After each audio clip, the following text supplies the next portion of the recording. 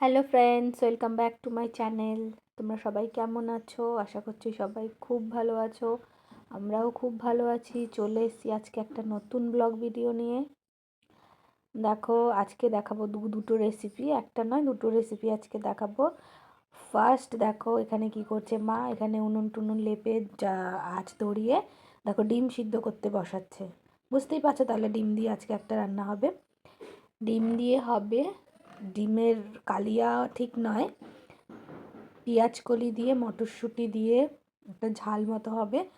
আর গুঁড়ো মাছ নেওয়া হয়েছে, গুঁড়ো মাছের একটা ঝাল করা হবে পেঁয়াজ টমেটো দিয়ে। তো দুটো রেসিপি আজকে শেয়ার করব তোমাদের সাথে, দেখতে থাকো আমাদের ভিডিওটা। এদিকে দেখো মা এক এক করে সবার জন্য দিয়ে দিয়েছে ডিম। সবার মানে আমরা যতজন মেম্বার আছি সবার জন্য দুটো দুটো করে ডিম, দুপুরের আর রাত্রের জন্য। সকালের খাওয়া আমাদের হয়ে গেছে। দেখো এখানে ডিমটা বসিয়ে দিয়েছিল, ডিমটা ফুটেও গেছে, জলটা ফুটার পর ডিমগুলো সেদ্ধ হয়ে গেছে। এবার এক এক করে ডিমগুলোকে সব নামিয়ে নিচ্ছে। আর ওইদিকে টুনি বসে আছে, টুনিকে দিয়ে ডিমগুলো ছাড়াতে হবে। ও বসে বসে ছাড়াবে, ওর নাকি ভালো লাগে ডিম ছাড়াতে। এই দেখো হয়ে গেছে ডিমগুলো। এবার এই কড়াইটা পাল্টে অন্য কড়াইয়ের মধ্যে ঠাকুমার জন্য ফার্স্টে গুঁড়ো মাছের তরকারিটা করবে। ঠাকুমা আগে খেয়ে নেয়, ঠাকুমা ডিম খায় না। যাই হোক, ডিমটা করে এটা করতে গেলে অনেকটা দেরি হয়ে যাবে। তো ফার্স্টে দেখো কী করছে, কড়াইয়ের মধ্যে পেঁয়াজ দিয়ে মশলাগুলোকে ভেজে নেবে ফার্স্টে। এটা ডিমের জন্যই করা হচ্ছে, ডিমের মশলাটা ঠান্ডা হতে একটু টাইম লাগবে না। তারপরে গুঁড়ো মাছের তরকারিটা বসাবে। তরকারি না, গুঁড়ো মাছের ঝাল হবে, টমেটো পেঁয়াজ কাঁচা লঙ্কা দিয়ে। একদম ছোট ছোট মাছগুলো খুব ভালো লাগে খেতে। দেখো এখানে কী কী দিল, দেখো পেঁয়াজ দিয়েছে, আদা রসুন দিয়েছে, শুকনো লঙ্কা দিয়েছে, টমেটো দিয়েছে। আর এইদিকে দেখো টুনি টুনির কাজ করতে বসে পড়েছে। দেখো কতগুলো ডিম ছাড়িয়ে ফেলেছে, ও বসে বসে ডিম ছাড়াচ্ছে। আর এই দিকে দেখো মিনু কি করছে, বিটের জুস খাবে ও। ও কোথায় দেখেছে জুস খাওয়া খুব ভালো, বিটের জুস খাবে। দেখো এইদিকে বানিয়েছে, বাবা দেখেই কেমন লাগছে,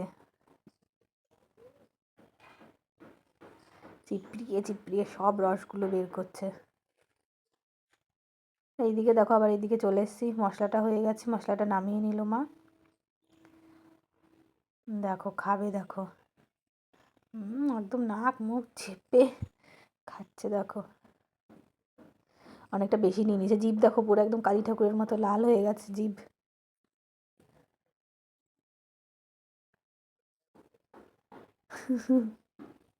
বমি করে দিচ্ছিল খেতে গিয়ে।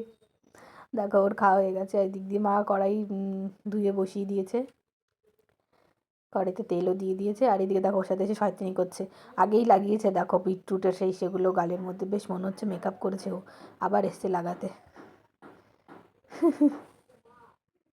ভালোই লাগছে বেশ দেখতে, ন্যাচারাল মেকআপ মনে হচ্ছে। এইদিকে দেখো, এদিকে পেঁয়াজটা বেশি করে কেটে রেখেছিল, বারবার করে না কেটে একবারে কেটে রেখে দিয়েছিল, কিছুটা ডিমের ঝালে দেওয়ার জন্য, কিছুটা গুঁড়ো মাছের জন্য।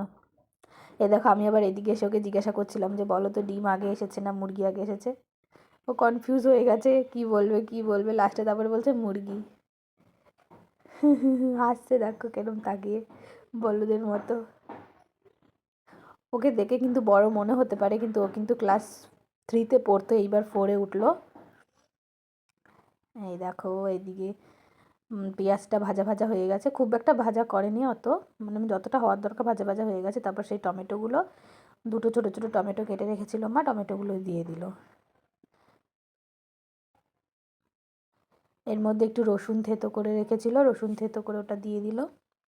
এই দেখো এই যে মাছগুলো, গুঁড়ো গুঁড়ো মাছ, একেবারে ছোট ছোট মাছগুলো, কিন্তু এগুলো খেতে এত ভালো লাগে না, খুব ভালো লাগে।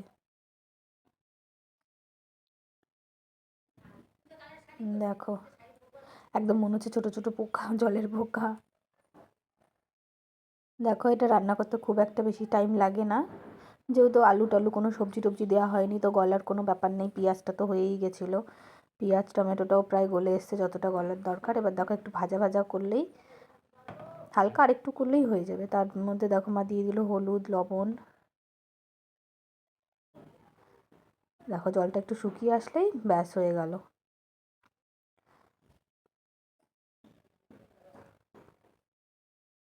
দেখো এদিকে হচ্ছে।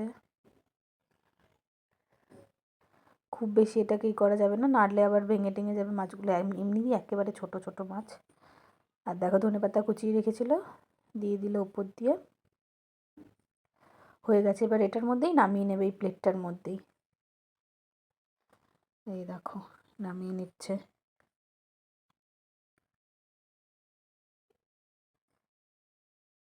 দেখো হয়ে গেছে একটা রেসিপি। আর এইদিকে দেখো মশলাটা শিলনোড়ার মধ্যে রয়েছে, ওটাকে বাটবে হাতে। আর পেঁয়াজ কুলিগুলো কেটে নিচ্ছে। আর এখানে দেখো দারচিনি আর লবঙ্গ শুকনো কড়াইয়ের মধ্যে একটু গরম করে ওটাকে বেটে নেবে। আর দেখো টুনি এত কষ্ট করে যে ডিমগুলো ছাড়িয়েছে, ওই ডিমগুলো মা আবার সাইড দিয়ে একটু কেটে নিয়েছে, নাহলে ডিমগুলো ফাটে। তারপর দেখো ভেজে নেবে ভালো করে ডিমগুলোকে। তেলের মধ্যেই একটু হলুদ দিয়ে দিয়েছিল, আর ডিমগুলোর ওপর দিয়ে একটু লবণ ছিটিয়ে দিয়েছে। এই দেখো হয়ে গেছে ভাজা। এবার এগুলোকে নামিয়ে নেবে। এই দেখো ডিমগুলো ভাজা হতে হতে আমি আবার কটা মটরশুঁটি ছিল ছাড়িয়ে দিলাম কটা। তারপর দেখো এইদিকে চলে এসেছি আবার মোবাইল নিয়ে ভিডিওটা করতে। দেখো আরও কিছুটা তেল দিয়ে দিল। ডিম অনেকগুলো তো, আর যেহেতু একটু ঝাল ঝাল মতো হবে ডিমের, তো আর একটু তেল লাগলো, দিয়ে দিল মা। তারপরে তেজপাতা, শুকনো লঙ্কা, জিরে ফোড়ন দিয়ে পেঁয়াজ দিয়ে দিল। এই দেখো পেঁয়াজটা ভাজা ভাজা হয়ে গেলে তারপর যে পেঁয়াজ কুলিগুলো কেটে রেখেছে ওইগুলো দিয়ে দেবে ভালো করে জলটা ঝরিয়ে।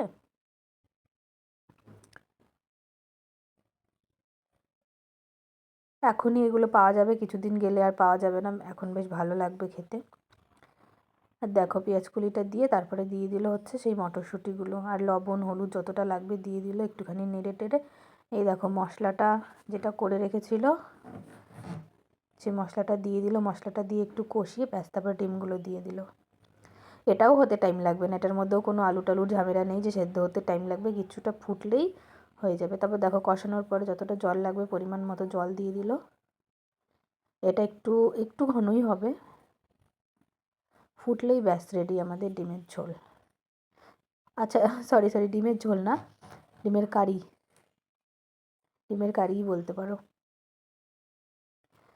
দেখো হয়ে গেছে। তারপরে ধনেপাতা ছিটিয়ে দিল ওপর দিয়ে। এবার নামিয়ে নেবে, ব্যাস রেডি হয়ে গেল ডিমের কারি। এই দেখো এবার এই দুটোকে নিয়ে আমি ঘরের মধ্যে একটু ভালো করে একটু সাজিয়ে নেব থাম্বনেইলের জন্য। তো ভিডিওটা ভালো লাগলে একটা লাইক করো। দেখা হচ্ছে নেক্সট ভিডিওতে।